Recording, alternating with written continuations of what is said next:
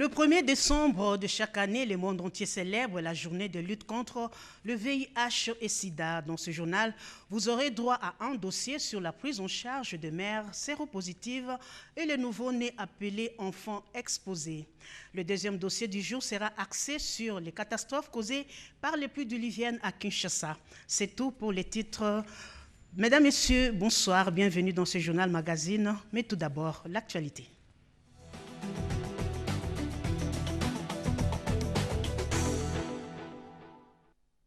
Le président de la République, Félix-Antoine Tshisekedi Tshilombo, est arrivé dans la matinée de ce dimanche à Bangui, capitale de la République centrafricaine. Il a été accueilli par son homologue Faustin Archange Touadéra.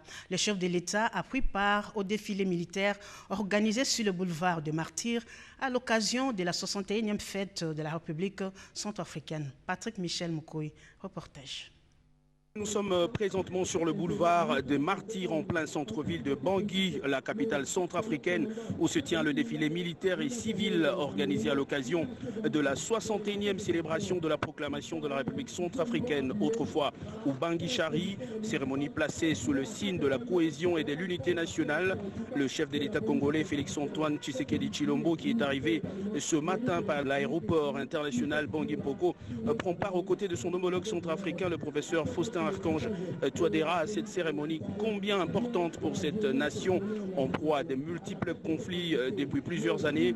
21 coups de canon ont été tirés à l'arrivée du président Faustin Archange Touadéra avant le début de la cérémonie, une cérémonie donc marquée par la décoration de personnalités centrafricaines et celle d'autres nationalités à la dignité d'officier et des grands officiers de l'ordre national du mérite centrafricain à titre normal et exceptionnel. Au nombre de ces personnalités figure le conseiller spécial du chef de l'État en matière de sécurité, M. François Béat, qui a reçu la cravate de commandeur de l'ordre national du mérite centrafricain. S'en est suivi le défilé militaire et civil qui est encore en cours. Au-delà donc de la cérémonie, cette visite d'État permettra aux deux chefs d'État d'évoquer les préoccupations communes. La RDC et la RCA, qui partagent 1600 km de frontières naturelles, sont dans l'obligation de se sécuriser mutuellement, étant donné que près de 80% du territoire centrafricain est sous contrôle de forces rebelles ex-Séléka d'obédience musulmane.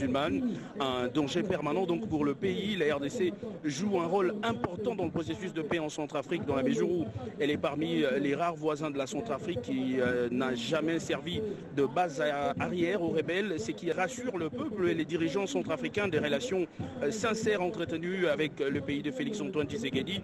Et dans la suite du programme, il est prévu un tête-à-tête entre les deux chefs d'État dans la soirée et plusieurs autres activités demain dans la journée. Félix-Antoine Tshisekedi sera donc le tout premier chef d'État à passer nuit à Bangui depuis plus de 3 ans. Jusqu'ici, seul Paul Kagame avait fait mieux en y séjournant pendant 5 heures. Depuis le boulevard de Martyrs à Bangui, dans la capitale centrafricaine, Patrick Michel Moukoui, RTNC.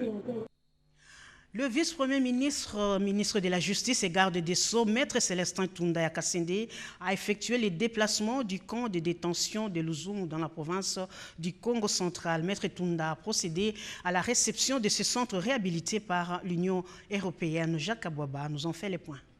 La réception officielle du camp de détention de Louzoum s'inscrit dans le cadre général de la réforme de l'administration pénitentiaire de la République démocratique du Congo, comme l'a souhaité le président de la République, Félix-Antoine Tshisekedi Tshilombo, lors de son investiture le 24 janvier 2019. Le vice-premier ministre, ministre de la Justice et garde des Sceaux, Maître Célestin Tunda Kasende, qui avait à ses côtés le vice-ministre Bernard Takaïche Ngumbi et les représentants de l'Union européenne en RDC, l'ambassadeur Châtaignier, a rappelé que les travaux de réhabilitation du camp de détention de Louzoum lancés sur instruction du président honoraire Joseph Kabila Kabange par l'actuel président du Sénat, alors ministre d'État, ministre de la Justice et garde des Sceaux, Alexis Tambwe Mwamba, ont pris près de 3 ans pour leur réalisation, ce qui a permis à ces camps de recevoir ses premiers pensionnaires le 4 mars 2019. La politique poursuivie par le gouvernement vise à développer, réhabiliter et moderniser sur l'ensemble du territoire national les infrastructures et les équipements du système judiciaire et pénitentiaire. De même, le gouvernement entend garantir les droits des personnes détenues. Notre ambition dans ce secteur vise donc l'atteinte progressive des standards internationaux tels que pratiqués dans tous les États modernes sérieux en matière carcérale. Maître Célestin Tundaya Kastende a saisi cette opportunité pour remercier l'Union européenne pour l'appui qu'elle apporte au ministère de la Justice à travers les COFET. La proximité de l'Union européenne, a-t-il dit, avec le ministère de la Justice est très précieuse car sans justice, il n'y a pas état de droit. Et on peut ajouter, sans justice, il n'y a pas de paix durable ni de développement harmonieux. La justice est donc le véritable socle sur lequel sont fondées les valeurs républicaines, y compris même les développements socio-économiques des nations. C'est dire que la justice, seule ou avec les autres, mais en tout cas en priorité, peut élever une nation. Le camp de détention de Louzoumou, restauré par la bonne volonté des partenaires de l'RDC, va servir non seulement des lieux de détention, mais aussi des transformations morales des détenus et même d'intimidation des inciviques. Maître Célestin Tundaya Kastende a visité l'établissement pour la garde des enfants en Benseke, dans la commune de Mongafula. Jacques Abouba. Pour la réception officielle du camp de détention de Louzoumou dans la province du Congo central, le vice-premier ministre de la Justice et garde des Sceaux, Maître Célestin Tundaya Kastende, s'est arrêté au niveau de Mbenteke, dans la commune de Mongafula, où il a visité les Mbenteke, établissement pour la garde des enfants. Avec à ses côtés le représentant de l'Union européenne en République démocratique du Congo, l'ambassadeur Châtaignier, le patron de la justice congolaise, s'est exprimé en ces termes. Ce que nous venons de visiter ici est merveilleux, dans la mesure où nous en tirons deux leçons essentielles. C'est qu'après réhabilitation, on peut y installer non seulement les enfants qui sont en violation de la loi à Kinshasa, mais on peut reprendre tous ceux qui sont dans les autres provinces. En attendant que progressivement, les choses ne se font pas en un jour, que dans d'autres provinces, il y ait également des sites pareils. Mais on peut établir les enfants ici convenablement, où ils seront rééduqués et ils seront professionnalisés, apprendre un métier, et à l'âge de la maturité, ils sortent d'ici comme des hommes complets. Voilà l'objectif, parce que nous sommes en train d'humaniser les services judiciaires et les lieux d'incarcération. Les gens qui sont en violation de la loi ne deviennent pas des animaux, je le dis tous les jours. Ils restent des humains, n'est-ce pas, à qui on doit apporter toute l'assistance nécessaire et notre attention à leur égard pour qu'ils redeviennent justement des hommes. La justice pour nous est vraiment un point central de la construction de l'état de droit, du respect des libertés publiques, et c'est vraiment un enjeu énorme pour la bonne gouvernance, la gouvernance démocratique de la RDC. La réhabilitation de ces sites et Mbenteke, établissement pour la garde des enfants, va permettre à désengorger la prison centrale de Makala où les mineurs sont détenus dans des conditions déplorables.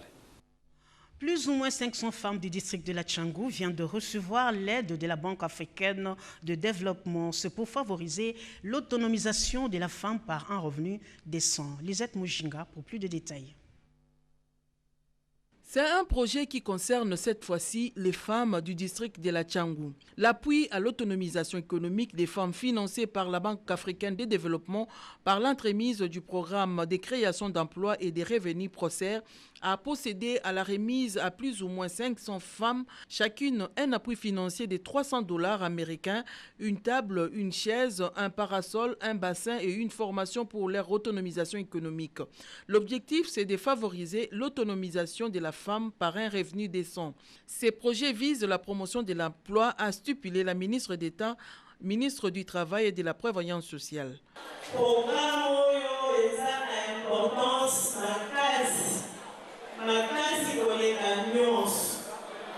Ces projets, c'est pour contribuer à l'éradication de la pauvreté. Ils visent à renforcer l'autonomisation économique des femmes et contribuent ainsi également à la transition de l'économie informelle vers l'économie formelle.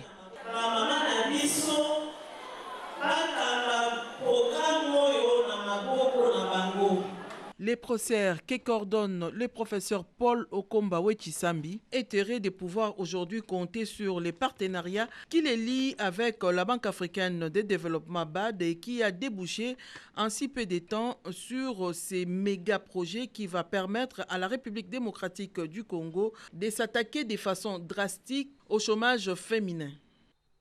Le ministre des Transports et Voies des Communications a pris part aux travaux de la 31e Assemblée générale de l'Organisation maritime internationale à Londres.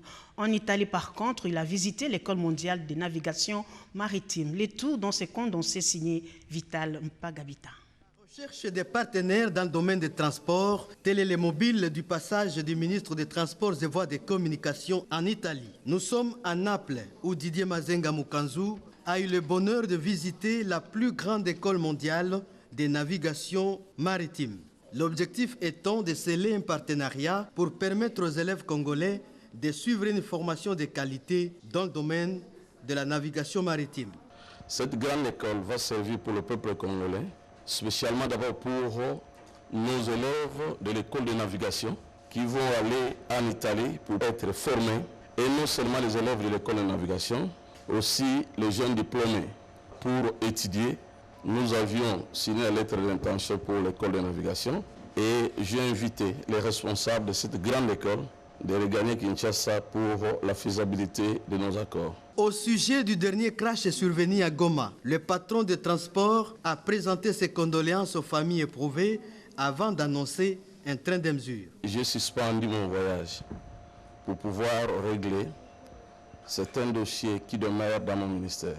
Je prendrai des mesures responsables pour ce qui concerne le crash de l'avion de Goma. Auparavant, le ministre des Transports et Voies des Communications Didier Mazenga Mukanzu, qu'accompagnait le secrétaire général Dona Bangula et d'autres experts, a pris part à la 31e Assemblée générale de l'OMI, Organisation internationale maritime, dont les travaux se tiennent du 25 novembre au 4 décembre 2019 à Londres. Ici, le ministre Didier Mazenga Mukanzu a brossé la situation de navigation maritime en République démocratique du Congo avant de participer à l'élection des membres du conseil d'administration de l'OMI. La première dame de la République démocratique du Congo, Denise Nyakero Tshisekedi, a dépêché une équipe pour assister les familles victimes du crash survenu dernièrement à Goma, chef-lieu de la province du Nord Kivu. Un soutien au travers de sa fondation qui vient en appui aux efforts du gouvernement. Naïcha Kialamouila pour le reportage. Le sol est encore chaud et la tristesse visible sur les visages des habitants du quartier Mapendo, communément appelé Biréré. Ici, 17 passagers, dont un bébé qu'on a sorti du corps sans vie de sa maman et 2 membres d'équipage, ont péri dans le crash d'un avion de type Dornier de la compagnie Buzibi Congo qui s'est écrasé 2 minutes après son décollage de Goma pour Béni. Une tragédie qui a apporté son lot de malheurs, des maisons entières détruites, des familles ont perdu des proches, victimes collatérales du crash. Au-delà de l'implication du gouvernement central qui a pris en charge les funérailles et autres frais, la première dame de la République, touchée par ce drame, a dépêché sur place une équipe pour une assistance. Une gerbe de fleurs a été déposée devant la dépouille du commandant Didier Makale Molalo, pilote de l'avion, en signe d'hommage rendu par la première dame à ce citoyen décédé en plein exercice. La délégation accompagnée des autorités de la province et des membres de famille se sont inclinés devant les tombes des disparus. La minute de silence observée, témoin de la douleur partagée. Les rescapés acheminés à l'hôpital Île-Afrique et à l'hôpital général Charité maternelle de Goma ont été réconfortés. Emmanuel Mouma, sujet camerounais, seul passager survivant du crash, essaie tant bien que mal de relater les faits. La délégation de la fondation Denise Nyakero Tshisekedi s'est faite le devoir de rencontrer les familles des victimes pour une assistance. L'autorité provinciale apprécie la démarche de l'épouse du chef de l'État qui vient en appui aux actions déjà entreprises par le gouvernement. Les débris sur le sol sont le reste de l'avion. Les enquêtes se poursuivent pour déterminer les causes réelles de ce crash. Néanmoins, le Sud Kivu se remet tout doucement de cette tragédie grâce, il faut le dire, aux efforts du gouvernement central et des autorités de la province. Et aujourd'hui, avec l'implication de la première dame de la République au travers de sa fondation Denise Nyakiro Tshisekedi, un geste de compassion qui traduit également le soutien de tout le peuple congolais à l'égard des familles des victimes. Voilà, Naïcha Kiala reviendra juste à la fin de ce journal en page magazine pour plus de détails de cet élément. Célébration Journée mondiale de lutte contre le sida, le programme national multisectoriel de lutte contre le sida a fait les bilans. Reportage.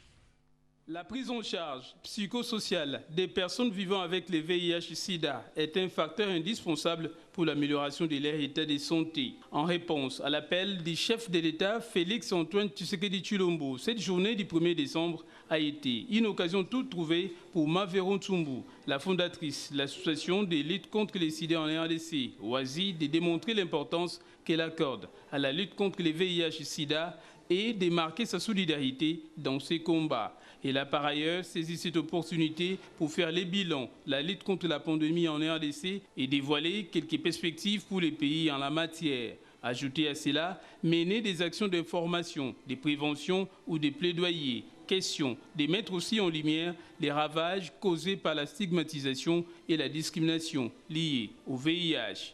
Lors de cet entretien, Maveron Tsumbu, la fondatrice de l'association des luttes contre les sida en RDC, OASI, a également pu aborder les préoccupations et les enjeux nationaux liés au VIH. L'accent a été aussi mis sur la contribution du gouvernement central et de l'Organisation mondiale de la santé pour atteindre l'objectif zéro décès lié au sida. Entre-temps, la République démocratique du Congo enregistre déjà des résultats encourageants au sujet de la prise en charge et des luttes et unanimement appréciés et salués par tous. Pour rappel, des personnes vivant avec le VIH-Sida sont confrontées à des problèmes divers et variés liés pour la plupart à l'évolution chronique de l'infection à VIH. Elles ont besoin, entre autres, d'un soutien psychologique, social et spirituel. Merci. Le secrétaire exécutif du programme national multisectoriel de lutte contre le sida a réagi en ces termes. Les engagements, il y en a plusieurs. Disons que les derniers engagements portent sur la prévention primaire. La prévention primaire VIH voudrait que dans le monde entier, qu'on ait moins de 500 000 personnes qui soient infectées. Dans notre pays, c'est 20 000. Donc il faut qu'on arrive à la fin de l'année 2020 avec moins de 20 000 personnes qui pourraient être de nouvelles infections. Mais pour 2030, il faut qu'on arrive à faire du sida un problème qui n'est plus problème de santé publique, donc qui devient une maladie comme n'importe quelle maladie, quoi. Les grands défis, c'est essentiellement autour de financement. La première chose, donc il faut un financement qui puisse durer, qui puisse faire perdurer les actions. Et l'autre grand défi pour l'instant, c'est le contrôle du sida en milieu des jeunes et des adolescents. Comme vous le savez, dans notre pays, les lois ne permettent pas aux adolescents de pouvoir accéder aux services sans l'accord des parents. Or, il s'est fait que, nous le savons, dans notre pays, parfois les parents marient leurs enfants avant l'âge de la majorité. Et donc, ce sont des défis à haut. Le troisième défi, c'est celui des droits humains. Nous avons ce qu'on appelle les populations clés. C'est des personnes qui vivent en clandestin et donc qui ne savent pas accéder facilement à nos services VIH du fait qu'ils sont discriminés et stigmatisés. Et ça représente en fait un moteur que si nous n'arrivons pas à juguler cette situation, nous allons nous retrouver avec une grosse épidémie difficile à contrôler. Effectivement, si nous ne prenons pas la chose à la bonne mesure, nous allons vivre cette situation-là. Souvenez-vous, il y a peu, nous avons eu le phénomène Ujana, n'est-ce pas? Et ça, ce n'est qu'une petite expression. Il y a de ces enfants que nous n'arrivons pas à maîtriser, qui ne vivent pas dans les foyers. Si nous pouvons aller dans les écoles, ça passe encore, mais les enfants dites les enfants sans un problème avec la famille. Là, c'est un véritable problème. Nous savons que nous les fréquentons d'une manière ou d'une autre. Ils vivent avec nous d'une manière ou d'une autre, mais ils vivent la stigmatisation, ils ne bénéficient pas des droits comme tous les autres. Alors ça fait qu'ils constituent un réservoir éventuel de virus. Il y a en plus les gens qui sont dans les prisons, par exemple, qui sont en milieu carcéral. Heureusement que de plus en plus on fait attention, mais ce milieu-là, comme on le sait, c'est aussi un milieu qui doit être bien maîtrisé par rapport à la santé, par rapport à l'infection VIH. Une marche de santé a été organisée par Corded et ses partenaires pour célébrer la Journée mondiale du sida. Reportage. Parti de la gare centrale en passant par l'avenue 24 novembre, l'avenue Nyangwe pour chuter au rond-point Willery, cette marche de santé organisée pour célébrer la Journée mondiale du sida 2019, commémorée sous le thème national « Ma communauté fait la différence et vous ». Corded, principal récipiendaire du Fonds mondial de lutte contre le VIH-Sida, le paludisme et la tuberculose, veut, à travers cette activité de sensibilisation, interpeller une fois de plus la communauté. Une marche organisée sous le thème communautaire Mobilisons-nous pour les tests du VIH afin d'en finir avec le sida. Le Corded est impliqué dans ce combat avec ses partenaires qui sont ici. Aujourd'hui, on va le marteler et effectivement le montrer à travers cette marche, une marche que nous voulons effectivement discipliner. Nous savons la pertinence et l'importance de ce combat que nous menons. Cette marche est élargie aux différents représentants des communautés pour leur mobiliser davantage à amener des actions concrètes pour atteindre les objectifs fixés dans la lutte contre le sida. Nous avons vraiment avancé dans ce domaine et aussi les enfants commencent à comprendre qu'il est positif, c'est déjà un grand pas.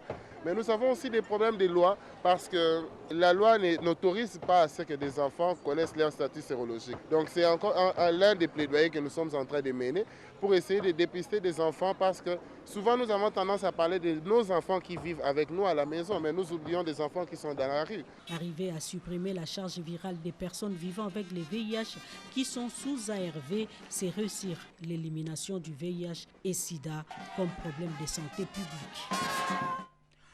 Toujours en rapport avec cette journée, l'association des journalistes philanthropes est venue en aide aux enfants vivant avec le VIH-Sida à l'hôpital Cabinda Center. Nous sommes là dans la commune de Lingwala. Il s'agit d'une infection qui peut se transmettre de différentes façons, par voie sexuelle, par voie sanguine et de la mère à l'enfant pendant la grossesse ou au moment de l'accouchement. Pour ce 1er décembre 2019, journée consacrée à la sensibilisation de la pandémie du sida, l'association des jeunes journalistes et philanthropes a posé un acte de bienfaisance à l'endroit des enfants vivant avec le VIH-Sida. Question de soulager tant soit peu les difficultés de cette catégorie de personnes dont un lot important de vivre et non vivre ont été remis à ces enfants. Les rapporteurs de cette association recadrent les faits. Nous avons trouvé une bonne occasion de fêter avec nos jeunes frères, les enfants vivant avec le VIH. Nous sommes dans un processus, le processus selon lequel il faut suivre l'enfant où il est, voir son environnement, comment on peut faire pour améliorer cet environnement. Et nous voulons aider cet enfant-là à mieux se comporter comme tous les autres pour que demain, le taux de prévalence soit inexistant ici au Congo. Célébrer sous les thèmes « Les communautés font la différence » est une manière de donner aux femmes les moyens d'agir dans ces combats. Le sida n'est pas une fatalité, mais une maladie avec laquelle nous devons vivre contre le sida. Leadership et gouvernance, impact sur le progrès économique et social, c'est le terme d'une conférence débat tenue à l'université Marien-Gwabi de Brazzaville par le professeur Matata Pogno. C'était en présence de plusieurs personnalités politiques et scientifiques élargies aux étudiants. Juste le temps pour le représentant du ministre de l'Enseignement supérieur du Congo-Brazzaville de saluer les choix de son pays. Pour la tenue de cette conférence, le professeur Matata Mpognon est monté sur le podium pour emporter l'assistance dans un monde idéal en développant le thème du jour, son support physique. La thématique et l'approche utilisée étaient dans sa tête avec une maîtrise parfaite. Leadership et gouvernance, deux concepts inséparables qui ont comme dénominateur commun les progrès économiques et sociaux. Si le leadership est un processus d'influence afin de conduire les autres vers un objectif commun, la bonne gouvernance, elle, est la clé dans la gestion de la République ou de la société. Mais pour y parvenir, Matata Mpognon a défini les qualités d'un bon leadership, avoir le charisme, la constance, l'humilité, le courage, le risque et le sacrifice. Au-delà de ces qualités, les conférenciers structurent le leadership en une vision qui doit être partagée par l'ensemble du groupe en définissant les objectifs poursuivis et utiliser les techniques requises pour canaliser les actions menées.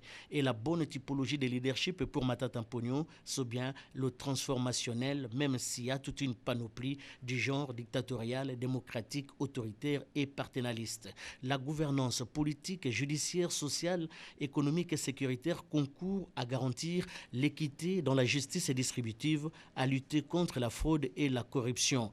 La République démocratique du Congo, sous Matata Mpognon, en a vécu. C'est le cas de la bancarisation de la paie des fonctionnaires, l'amélioration de la qualité de l'enseignement, le secteur des transports avec la réhabilitation des infrastructures routières, l'achat des locomotives et des bus pour les transports en commun, la création des Congo Airways. C'est grâce à son leadership et la gouvernance de qualité, la République démocratique du Congo a gagné 11 points au classement de l'indice de développement humain sous Matata Mpognon.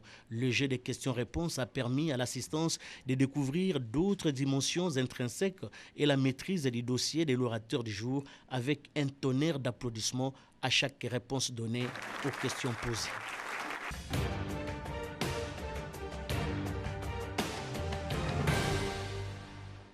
Le chef de l'État a présidé la 12e réunion du Conseil des ministres. Il a reçu les chefs spirituels de l'église kimbanguiste et 2 émissaires du Japon et de l'Angola. Bien avant cela, le président de la République avait visité les sinistrés des récentes pluies diluviennes à Kinshasa. C'est une sélection signée Kibambe Somo Issa. La pluie diluvienne de ce mardi 26 novembre 2019 a causé d'énormes dégâts, des pertes en vies humaines dans quelques quartiers des municipalités de la ville de Kinshasa. Toujours proche de la population, le président de la République Félix-Antoine Tshisekedi Tshilombo a consacré l'après-midi de cette journée jusqu'au tard dans la soirée à la visite de différents sites érosifs pour s'enquérir personnellement de la situation sur le terrain et apporter les réconforts aux sinistrés.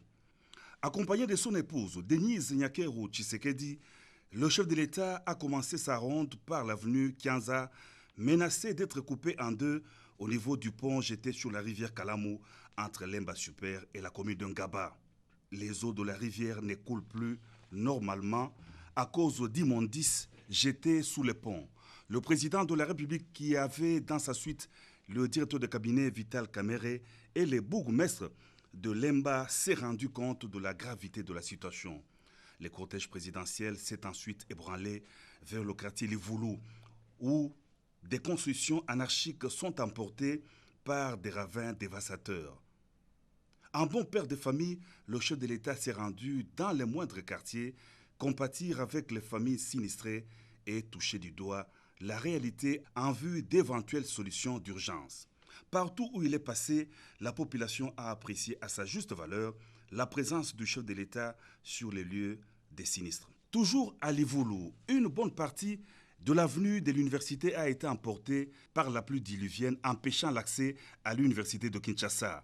Le président de la République s'est imprégné de la situation avant de donner des instructions précises pour remédier à la catastrophe dans tous les sites sous menace des érosions. C'est dans la nuit que le chef de l'État a quitté Livoulou dans la commune de Lemba, prenant congé de la population en liesse. L'église kimbanguiste entend accompagner le président de la République, Félix-Antoine Tshisekedi Tshilombo, par la prière dans ses efforts de restaurer la paix sur toute l'étendue de la RDC. Son éminence, Simon Kimbangu Kiangani, chef spirituel de cette église, l'a dit en substance au sortir de l'entretien qu'il a eu à la Cité de l'Union africaine avec le chef de l'État. Évoquant la gratuité de l'enseignement de base, décidé par le président de la République, le chef spirituel de l'église kimbanguiste, a indiqué que la parole du chef a force de loi. Il a souligné que les fidèles kimbanguistes ont été les premiers à être instruits d'appuyer la démarche du président de la République. Simon Kimbangu Kiangani a par ailleurs remercié le président de la République, Félix Antoine Tshisekedi Tshilombo, de l'inauguration du courant électrique en Kamba, une des actions des premiers 100 jours du chef de l'État. La République démocratique du Congo dispose des industries cimentières et de production de barres de fer capables de répondre aux besoins du pays dans le domaine de construction. Une forte délégation des chefs des entreprises PPC, Barnett, RDC, Simco, Silou et Fameco est allée présenter ces industries et leurs difficultés au chef de l'État, Félix Antoine Tshisekedi Tshilombo, en présence du Premier ministre Sylvestre Ilunga Ilunkamba. Ces industries sollicitent un allègement fiscal et dénoncent une compétition illégale à laquelle elles font face. Elles se disent prêtes à contribuer aux efforts de réduction de la pauvreté en RDC et à répondre à toutes les demandes en ciment et en barres de fer. Deux émissaires respectivement du Japon et de l'Angola se sont entretenus tour à tour avec le président de la République Félix Antoine Tshisekedi Tshilombo. Tetsuro Yano, sénateur japonais, a déclaré que les autorités de l'Empire du Soleil Levant envisagent d'inviter le chef de l'État pour une deuxième visite officielle à Tokyo. Il s'est félicité de la brillante participation du président de la République à la 7e conférence internationale sur le développement de l'Afrique organisée au Japon du 28 au 30 août dernier. Tokyo œuvre pour le renforcement des relations historiques, stratégiques et privilégiées avec Kinshasa, a indiqué les sénateurs japonais. Emmanuel Domingos Augusto, ministre angolais de Relations extérieures, était porteur d'un message du président Joao Lourenço à son homologue de la RDC Félix Antoine Tshisekedi Tshilombo. L'homme d'État angolais a dit que ce message s'inscrit dans le cadre du raffermissement de la coopération bilatérale entre Kinshasa et Luanda et des échanges des deux chefs d'État sur la gestion des crises dans la région des Grands Lacs. La tradition a été une fois de plus respectée ce vendredi 29 novembre à la Cité de l'Union africaine. Le chef de l'État, Félix Antoine Tshisekedi Tshilombo, a présidé la 12e réunion ordinaire du Conseil des ministres, dont 5 points essentiels étaient inscrits à l'ordre du jour. C'est par une note de satisfaction que le président de la République, commandant suprême des FARDC et de la police nationale, a introduit sa communication, satisfaction pour les prouesses des éléments des FARDC dans leur offensive contre les forces négatives qui tuent et sèment la désolation dans l'est du pays, particulièrement à Beni et à Butembo. Tout en félicitant les FARDC, le chef de l'État a donné des instructions pour l'application stricte des décisions prises au Conseil supérieur de sécurité. Catastrophe naturelle causée par les inondations lors des pluies diluviennes, le chef de l'État a déploré la situation et instruit pour la prise en charge des victimes et des secours à apporter aux sinistrés. En 5 minutes, voici le sujet d'actualité de la semaine qui s'achève, retenu par notre rédaction. Beaucoup de pleurs la semaine qui vient de se terminer. Les pluies diluviennes de la nuit du 25 au 26 novembre dernier sur la ville de Kinshasa ont laissé crevasses où elles ont été clémentes. Elles ont emporté des terres entières, entraînant glissement de terrain où elles ont été méchantes. Après, l'on a compté des morts, des corps complètement ensevelis alors qu'ils étaient vivants le jour d'avant. Les dégâts matériels sont importants. L'avenue Université est sectionnée. Ce n'est qu'une illustration du désastre. Le Premier ministre Sylvestre Ilunga Ilunkamba a réuni l'équipe d'intervention d'urgence. Les instructions et les ressources ont été données pour une action rapide. Kinshasa n'est pas la seule victime de ces précipitations aux alentours de la ligne de l'équateur. Les provinces du nord et sud, Bangui, la Mongala et l'équateur, ont connu des inondations d'une rare brutalité. Des familles sans abri passant la nuit à la belle étoile pour certaines, dans les églises pour les autres. Le gouvernement ayant pris la mesure de l'urgence a dépêché le ministre des Actions humanitaires et Solidarité nationale Steve Mbikai Mabuluki avec une cargaison de vivres et produits de première nécessité. Un véritable soulagement pour cette population en total désarroi. Des pleurs dans la région de Beni, ce ne sont pas des pluies qui sont responsables, mais des hommes sans foi ni loi qui égorgent, décapitent des citoyens et s'évanouissent ensuite dans la nature. Pas une fois, mais régulièrement. Exaspérée, la population s'en est pris à la MONUSCO qui compte plus les morts qu'elle ne protège les civils. À Beni, comme à Kinshasa, la population estime que ça n'est trop. À l'Assemblée nationale, l'honorable présidente Janine Mabunda a été primée. À Paris, elle a reçu le prix de la femme politique d'influence pour 2019. Elle a également rencontré le président de l'Assemblée nationale française pour des discussions sur les relations entre les représentations de ces deux peuples amis. En République démocratique du Congo, c'était aussi l'arrivée du parlementaire japonais Yuno Tetsuro. Il a échangé avec beaucoup de ministres sectoriels de la République démocratique du Congo, comme il a également visité Inga 2, qui bénéficiera d'un financement japonais pour la réhabilitation de son groupe 4, et l'Institut national de préparation professionnelle INPP, qui a déjà reçu des dons d'équipements et de bâtiments modernes dans certaines provinces de la RDC, dont Kinshasa, dans le cadre de la coopération japonaise. La route Kasomeno-Mwenga sera modernisée. Le protocole d'accord a été signé entre le gouvernement congolais et zambien. C'est un projet de 400 millions de dollars américains qui prévoit l'érection d'un pont sur la rivière Luapula. Dans le secteur de la santé, le ministre Eteni Longondo, ministre de la Santé publique, a lancé au cours de la semaine dernière la campagne de vaccination contre la rougeole dans la ville-province Kinshasa. Cette campagne s'est étendue du 28 au 30 novembre dernier. La COP25, c'est déjà le 2 décembre prochain à Madrid en Espagne. Les écologistes et Greenpeace de la RDC se préparent pour une participation efficace. Une marche pacifique pour le climat a été organisée et un mémo déposé à la primature. Pour terminer, la ministre d'État, ministre du Genre, Enfants et Familles, Béatrice Lemay-Atilité, a participé à Brazzaville à l'approbation de la loi type sur la création des tribunaux spécialisés sur les violences sexuelles basées sur le genre par les États membres de la CIRGL. Ceci est une des recommandations de la déclaration de Kampala.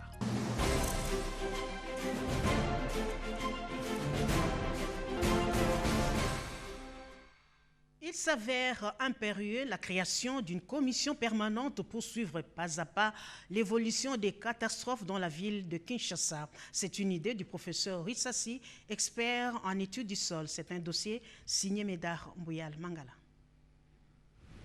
Ils se sont abattus sur Kinshasa, ont causé beaucoup de dégâts. On a enregistré plus d'une cinquantaine de morts.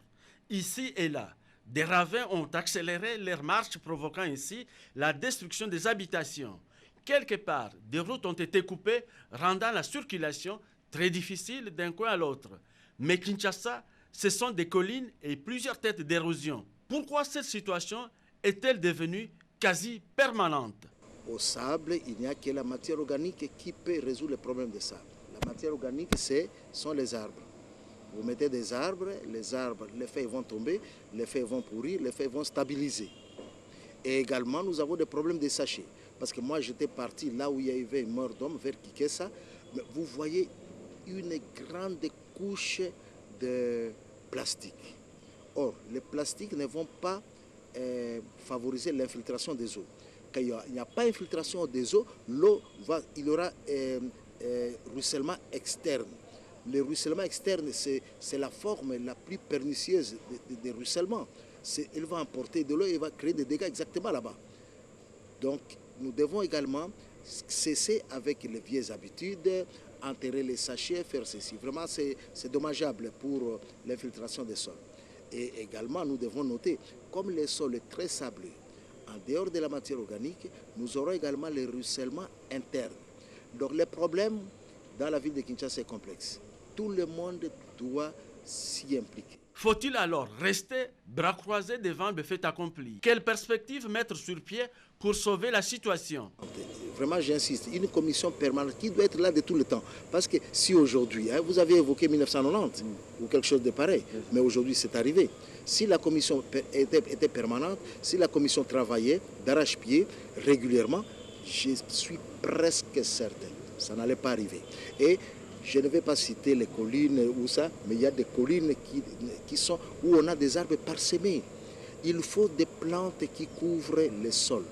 Quand les plantes couvrent le sol, donc le sol n'est pas nu, le sol n'est pas dénudé. C'est une bonne chose déjà. Mais quand nous avons des collines qui sont des zones hautement fragiles et fragilisables, qui sont nues, là c'est la mort, c'est la mort. En conservation des sols, c'est la mort.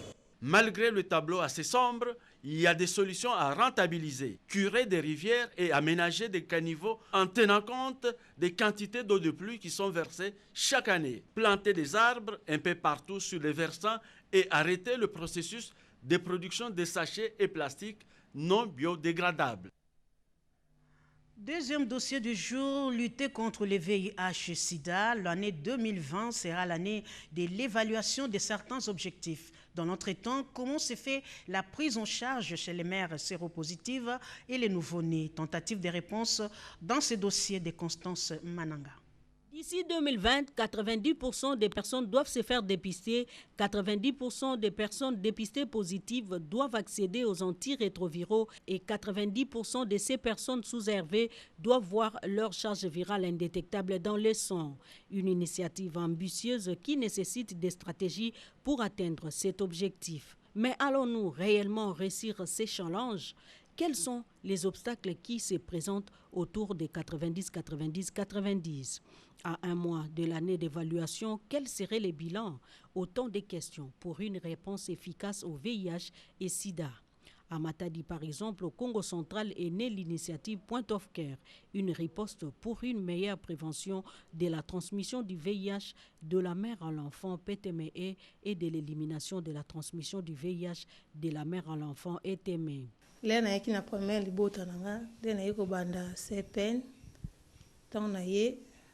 À ma première grossesse, j'ai commencé la CPN. Les examens ont révélé que j'étais séropositive. J'ai été soumise au traitement ARV. À la naissance, l'enfant aussi a été soumis au traitement ARV. À 18 mois, le dernier examen réalisé sur l'enfant a montré qu'il était négatif. Mais comment les prestataires procèdent-ils pour pratiquer cette approche auprès des femmes enceintes et des nouveau-nés? Quel est alors l'impact de ces examens sur les présumés malades? Point of Care, ça nous a facilité quand même la tâche. Dans les 24 heures, on avait le résultat et la prise en charge était facile. Quand nous prenons le malade en charge, nous suivons quand même l'évolution biologique, comment le malade évolue, et la prise en charge nous aide vraiment pour suivre l'évolution de ces malades-là. Parce que dès que le malade commence le traitement antirétroviraux, au bout de 6 mois, en principe, la charge virale doit être déjà supprimée. Sensibiliser les femmes enceintes pour prévenir le VIH et les amener à accepter leur état sérologique et vivre positivement, améliorer l'accès aux services de diagnostic précoce du VIH chez les enfants exposés et de la charge virale, c'est amener les soins à la communauté.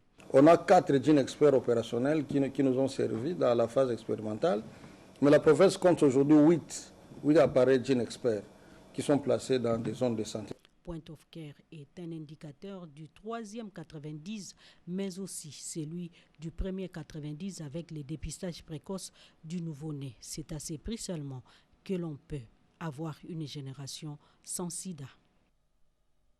Parlons culture avant d'éclore ce journal. 6 ans après la disparition de l'artiste musicien Taboulay, le gouverneur de la ville-province Kinshasa a organisé une série d'activités, entre autres une messe d'action des grâces en la paroisse Notre-Dame de Fatima, la visite de son mausolée à la nécropole et une soirée haute en couleur pour commémorer la mémoire du défunt.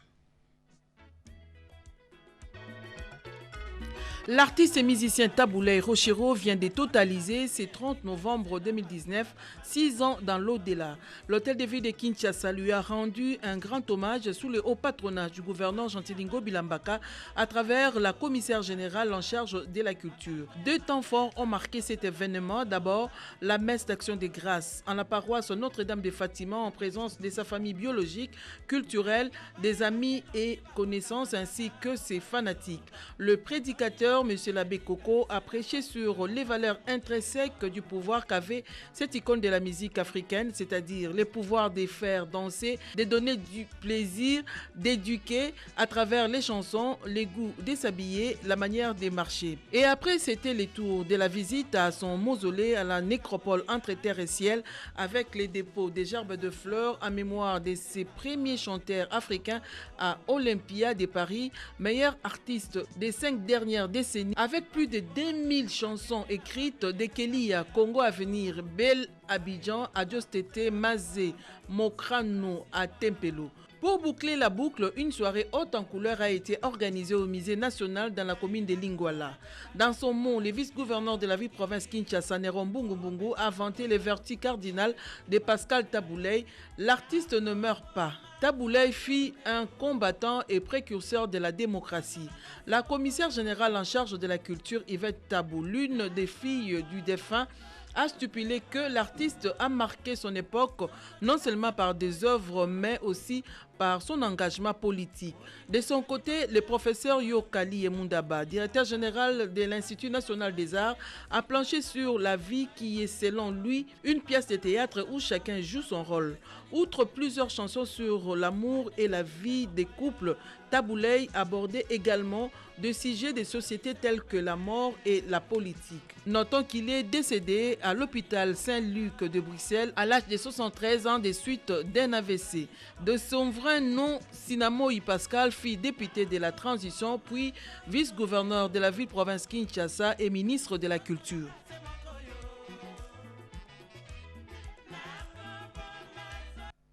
Voilà, c'est avec cette note musicale, mesdames, messieurs, que nous mettons un terme à ce journal. Nous vous disons merci de nous avoir prêté attention.